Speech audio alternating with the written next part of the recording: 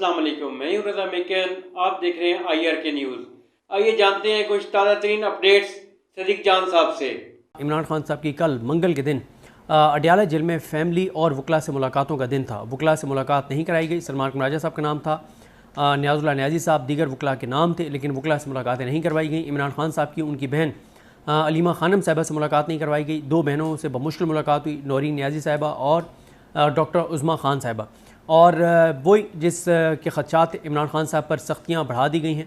और उनकी बहन ने नौरीन न्याजी साहब ने बताया कि इमरान खान जिस जगह मुलाकात करवाई गई तो वहाँ पंखा भी बंद रखा गया। ये बड़ी छोटी छोटी नीच हरकतें हैं जिनका मकसद इमरान खान को अजियत और तकलीफ़ देना है। लेकिन मैं हैरान होता हूँ कभी कभी ये दुख और तकलीफ़ें देने वालों की मैंटेलिटी से कि वो इमरान खान जो गोली से नहीं टूटा, जिसके ऊपर गोली चलवाई गई और कातलाना हमला करवाया गया, अल्लाह ने उसकी जान बचाई, और वो उस कातलाना हमले से नहीं टूटा और उसने सरेंडर नहीं किया, तो आपके पंखे बंद करवाने से कैसे वो टूट जाएगा। इसी से ज़हनी हालत का पता चलता है कि क्या सोच कर और इमरान खान को मतलब किस तरह की छोटी हरकतें करके और इमरान खान को तोड़ने की कोशिश की जा रही है। इमरान खान साहब का ट्वीट भी आया है, उस पर बात करेंगे। जल्दी जल्दी बात करते हैं। नौरीन न्याज़ साहब ने क्या कहा, फिर अलीमा खानम साहबा ने क्या कहा, कुछ और चीज़ें हैं, बजट के वाले से बात करेंगे। नौरीन न्याजी साहबा कहती हैं कि इमरान खान अपनी ज़ात की खातिर नहीं, पाकिस्तान और पाकिस्तानियों की खातिर अजियतें और तकलीफ़ें बर्दाश्त कर रहे हैं। इमरान खान से मुलाकात में पंखा तक बंद रखा गया। इमरान खान अल्लाह के सिवा किसी से नहीं डरता।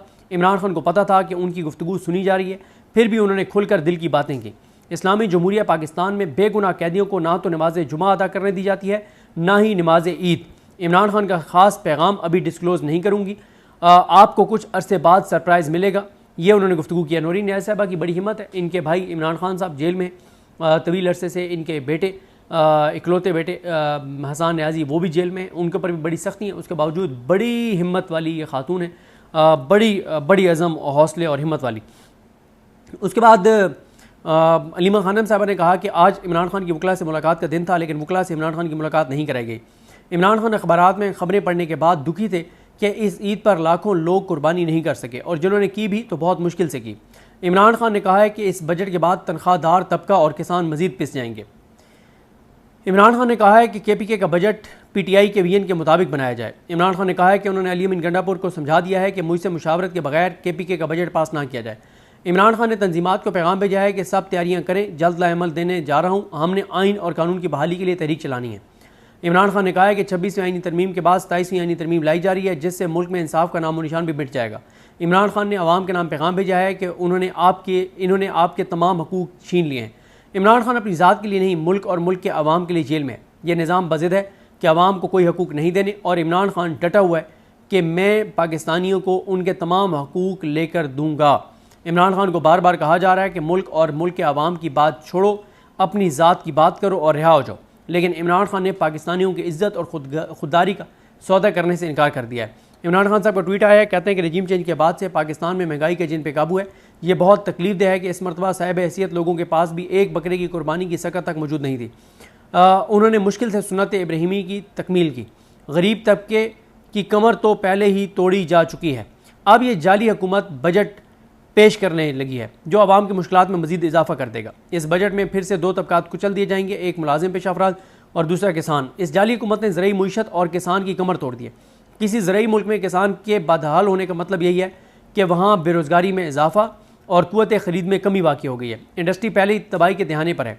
26वीं तरमीम के बाद अब 27वीं तरमीम लाने की तैयारी है, ताकि इंसाफ मुकम्मल तौर पर दफन कर दिया जाए और अवाम मज़ीद मायूस हो जाए।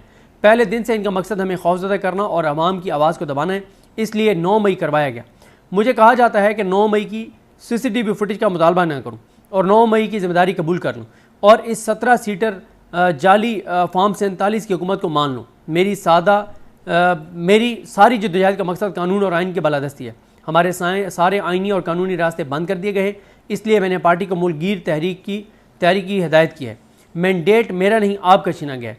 अब सबको इस तहरीक में शामिल होना होगा। आज़ादी प्लेट में रख कर नहीं मिलती, इसलिए बहसत कौम जदोजहद करना पड़ती है। पाकिस्तानी आवाम ने तहरीक इंसाफ के मंशूर और नज़रिए को देखते हुए हमें वोट दिए और KPK में हमारी जो हुकूमत बनी वो पूरे पाकिस्तान में PTI की नुमाइंदगी करती है। मैंने अली अमीन गंडापुर को हदायत जारी कर दी है कि मेरी मुशावरत के बगैर KPK का बजट पेश नहीं होगा। ये इमरान खान साहब की जो है वो ट्वीट है। अब आ जाए इस बात पर बजट के हवाले से। बजट के हवाले से मैं खैर आगे एक डिटेल वीडियो भी करूँगा, लेकिन अभी मुख्तसर आपको चीज़ें बता देता हूँ। बल्कि इस पे जाने से पहले एक तो इमरान खान साहब की आज 5 जून को तोशाखाना 2 केस की समाअत थी जेल में, वो ख़त्म कर दी गई है, मनसूख कर दी गई है, मुलतवी कर दी गई है और अब वो अदालत में होगी, जुडिशल कम्प्लेक्स में।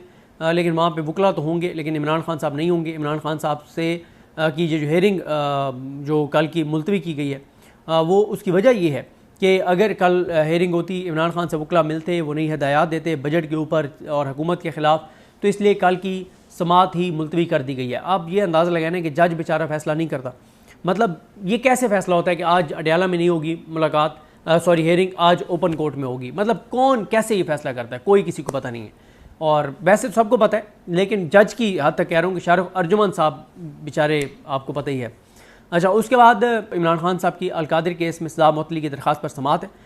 गुज़िश्ता समाअत पर जो लास्ट वर्किंग डे के ऊपर हेयरिंग थी, उस हेयरिंग में जो ये थे 5 जून को जो हेयरिंग थी, उसमें नैब ने आकर बताया था कि स्पेशल प्रोसिक्यूटर की तकर्री नहीं हुई, तो उनको जस्टिस सरफराज डोगर ने, जो Noon league people's party, justice Jahiya Khan ने, जिनको ट्रांसफ़र किया यहाँ पर लाए हैं 15 नंबर से ला के और यहाँ पे कायम चीफ जस्टिस इस्लामाबाद कोर्ट बना दिया।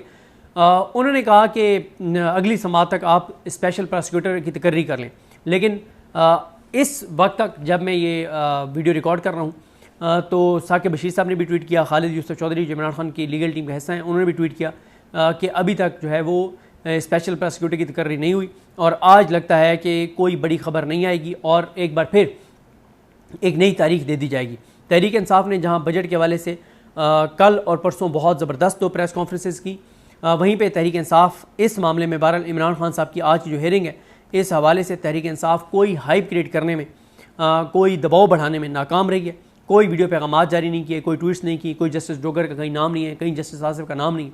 ये बहरहाल PTI की नाकामी है। गो कि उनके MNAs MPs सेनेटर सारे इकट्ठे हो रहे हैं इस्लामाबाद में, जो आज कमरा अदालत में जाएंगे। बजट पर आज हमाद अजहर साहब ने कहा है कि प्रॉपर्टी डीलर हजरात को टैक्स में छूट मुबारक, वज़रा और अरकान असम्बली को तनख्वाहों में ज़बरदस्त इजाफा मुबारक, मुक़तदरा को दिफाई बजट में 20% इजाफा मुबारक, मज़ीद गरीब होती आवाम, बहरान का शिकार किसान, मजदूर, ताजिर, सनतकार, आपके लिए फार्म 47 की हुकूमत की तरफ से नेक ख्वाहिशात और ढेर सारी दुआएँ। अहमद वड़ाइश ने सिंपल पॉइंट जो लिखे हैं, ये बिल्कुल उन्होंने दुरुस्त लिखे हैं कि पेट्रोल और डीजल महंगे होने जा रहे हैं और 5 रुपये फ़ी लीटर कार्बन लेवी जो है वो लगाई जाएगी। अभी शायद 2.5 रुपये, फिर आगे जाके 5 रुपये की जाएगी। मोबाइल फ़ोन जो हैं वो उनकी कीमतें बढ़ेंगी, गाड़ियाँ मज़ीद महंगी होंगी, ऑनलाइन जो आप चीज़ें मंगवाते हैं वो महंगी होंगी, उसके ऊपर 18% जो है वो ये टैक्स लगा रहे।